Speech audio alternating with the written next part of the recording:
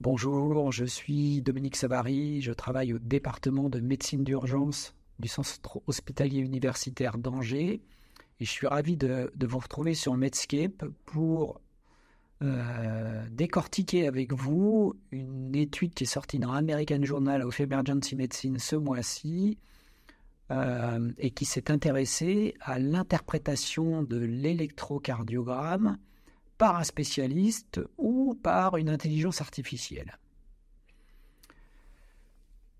Et donc, l'interprétation de l'électrocardiogramme, c'est parfois compliqué, et donc un certain nombre de fabricants d'électrocardiographes proposent des softwares intégrés dans leur machine et qui vous proposent une interprétation. Ces algorithmes sont en effet capables de mesurer de façon automatique l'électrophysiologie de la contraction cardiaque et donc d'identifier des troubles de la conduction ou des troubles de l'automatisme. Mais d'une façon générale, cette interprétation est considérée comme insuffisante, même si ces softwares ont eu une autorisation de mise sur le marché, aussi bien en Europe que par la FDA aux États-Unis.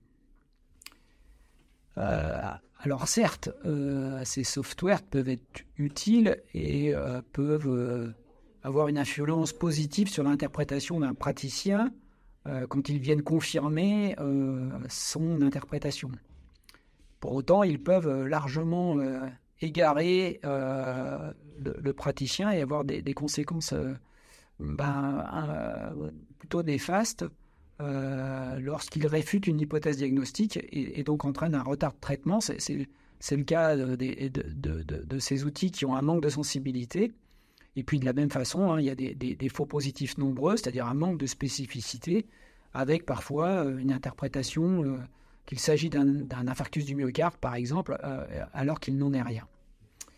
Et donc, l'idée des auteurs, de Gunay et collaborateurs, c'était de se dire peut-être que l'intelligence artificielle va nous apporter des réponses et une aide à l'interprétation des électrocardiogrammes. Et donc, cette équipe a proposé une première étude il y a quelques mois sur une interprétation de l'électrocardiogramme par l'IA GPT-4 versus des cardiologues et des urgentistes. Et donc, ils ont constaté dans cette première étude que GPT-4 était supérieur aux spécialistes avec un taux de précision qui allait au-delà de 90% pour l'interprétation de l'ECG. Pour autant, cette première étude a fait couler beaucoup d'encre et en fait, en particulier parce que ce n'est pas l'électrocardiogramme qui était interprété, mais c'était bien la description de l'ECG et non pas donc l'ECG lui-même. Et donc,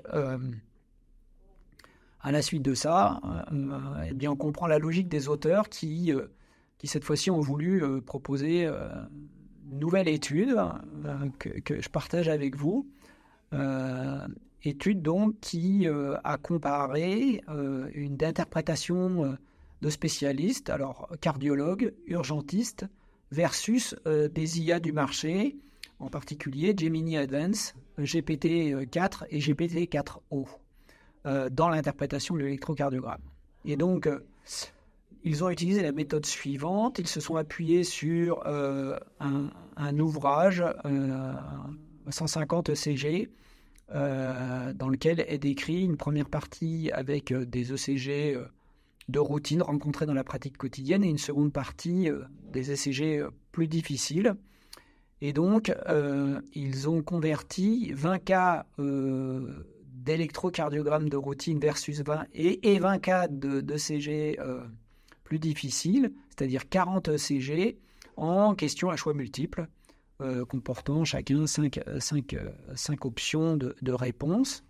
Et donc, en fait, ils écrivaient l'histoire clinique d'un patient, ils proposaient l'électrocardiogramme, puis 5 items donc aux IA, et ils ont fait la même chose auprès de 12 cardiologues et 12 urgentistes, qui étaient tous des praticiens aguerris, puisqu'ils devaient avoir exercé au moins 5 ans depuis leur diplôme.